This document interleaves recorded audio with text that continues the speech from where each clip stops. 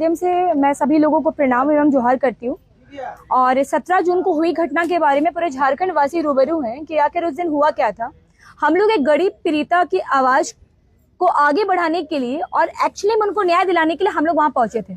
17 जून 2026 को हम अपनी टीम के साथ सैमफोर्ड गए और वहां पे हम लोगों ने बस यही बोला कि यहाँ के जो मेडिकल सुपरिटेंडेंट है उनसे हमको बात करनी है कि 12 लाख का जो एस्टीमेट बिल जो अपने मरीज के परिजन को थमाया है, आखिर क्यों थमाया है। क्योंकि प्रत्येक व्यक्ति का ये अधिकार है कि हम लोग अगर कहीं पे अपना कुछ सामान खरीद रहे हैं, इलाज करा रहे हैं, तो आप बिल ट्रांसपेरेंट कर सकते हैं। तो यही कारण से हम वहां गए। रिसेप्शन के पास ही सारा क्राउड था, वहीं पे बनी होती है स्लाइड जहाँ पे सब बैठे हुए थे। हम लोग वहीं पे गए। सबसे पहले तो हमको वहां पे बुलाया गया। मैं बाहर में 2-3 बाइट हम लोगों ने दिया। फिर मुझे वहां के एक स्टाफ या डॉक्टर के द्वारा बोला आप लोग अंदर आइए। और मुझे कहा गया कि आप तीसरा फ्लोर चलिए। सिर्फ मुझे बोला गया है कि आप तीसरा तल्ला चाहिए, जो भी बात है हम लोग कर लेते हैं। मैं बोली मैं अकेले क्यों जाऊंगी। तो मेरे संगठन की एक महिला है, वो जब लिफ्ट में चढ़ी तो एक बाउंसर के द्वारा उनका हाथ को पकड़ के पूरा मोड़ दिया गया। उसी से जो भी बातचीत का जो भी हाथापाई जो बोल रहे हैं वो शुरू वहीं से हुआ। वहां से मेडिकल सुपरिटेंडेंट, उनका नाम कुछ है, मुझे ये प्रॉपर याद नहीं है, लास्ट में सिरेन लिखती है, वहां के मेडिकल सुपरिटेंडेंट है, वो आई है और उन्होंने कहा है कि मेरा हॉस्पिटल है, कौन घुसा, ब्ला दिस राइट, बहुत कुछ बोलने लगी और हमारी महिलाओं को ढकेलने लगी। ये सीसीटीवी में रिकॉर्डेड है। उसके पहले भी हम लोगों ने कुछ नहीं किया। तो वहां पे मौजूद भैया ने बोला कि महिलाओं को नहीं मार सकते। जब बाउंसर हम लोग को ढकेलने लगा तब वहां पे हम आवाज उठाए कि ये गलत है, आप ऐसा नहीं कर सकते। तब हमें गुस्सा आया। हमने बोला कि ये तरीका नहीं है। वो बोले कि सीधा निकलो। घसीट के बाहर निकाला गया। बाहर में मीडिया थी, बहुत मीडिया भाइयों ने इस चीज को रिकॉर्ड भी किया है। और बाहर हो जाने के बाद जब वहां पे पुलिस की मौजूदगी में हमारे बाल को पकड़ के मारा गया, इवन की महिलाओं को मारा गया। 13 महिला वहां पे इंजुरी रिपोर्ट बनवाई, 13 महिलाओं को चोट लगा। ये सब मामला था जो मैंने आपको बता दिया। उस दिन के बाद से मुझे ये कहा गया कि अमीषा जी को प्रॉब्लम है तो आप सदर थाने में जाके केस फाइल कीजिए।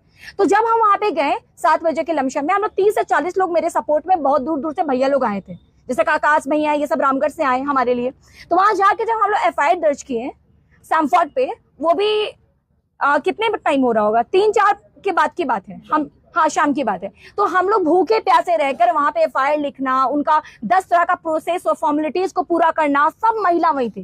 रात भर जो गांव से महिलाएं आई थी मेरे साथ, सब रात भर हम लोग वहीं पे थाना में 8-10 बजे तक रहे। और 10 बजे के बाद हम लोग हॉस्पिटल में जाके इंजुरी बनवाए। 13 महिलाओं को चोट लगा था, किसी कमर में, किसी का चेस्ट में, तो बहुत बुरी तरीके से मारा गया। हमारा कहना है कि हम एक जनता है, हमारे पास जो भी एविडेंस है वो मैंने दे दिया है। मैंने थाना में दे दिया, मैंने कोर्ट में दे दिया, मीडिया के पास भी है। लेकिन सैमफोर्ड के अंदर की जो CCTV है, DVR है, वो लोग क्यों नहीं प्रस्तुत कर रहे हैं। उसके बाद क्या हुआ कि वो लोग सोचे कि लड़की को दबाना है, तो मेरे में सैमफोर्ड के सफाई कर्मी मंजू कश्यप के द्वारा मेरे में STAC का केस किया गया कि मैंने जाति सूचक का इस्तेमाल किया। चलिए मैं मान ली, इतनी भीड़ में मैं कैसे चिन्हित करूंगी कि वो आदिवासी हैं।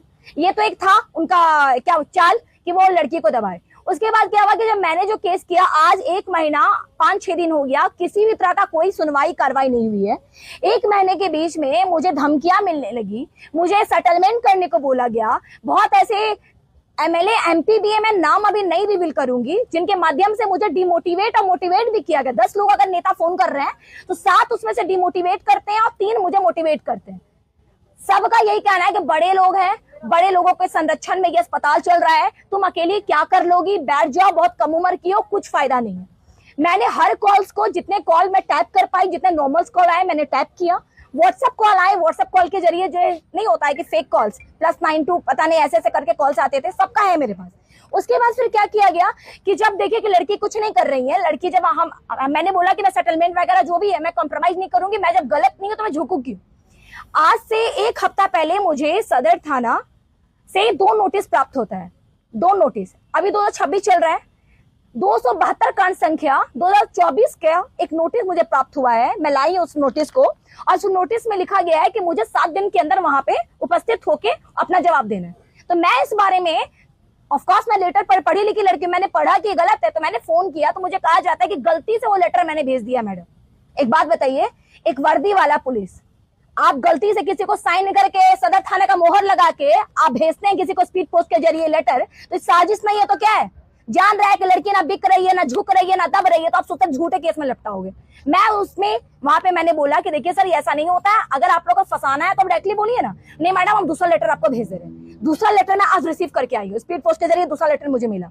ये हुआ 15 दिन के बाद जब बहुत सारे रैकेट करने लगे, इवन रास्ते में टोक के, महिला लोग सब गांव की है, कोई कहीं जा रही है, बेटी घर जा रही है, कोई पुतों के घर जा रही है, हम लोग कभी निकल रहे हैं, तो कुछ लोगों का कहना है कि इस केस से हट जाओ, बहुत इसमें बड़े बड़े लोग हैं, मरवा दिए जाओगे, तुम लोग को फंसा दिया जाएगा, तुम लोग को ड्रग्स में फंसा देंगे, तुम लोग को गांजा में फंसा देंगे, ऐसे ऐसे करके कॉल्स आ रहे हैं।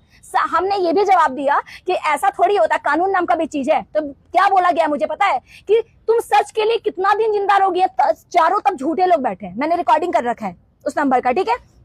उसके बाद में मैंने बोला कि मैं फाइट करूंगी।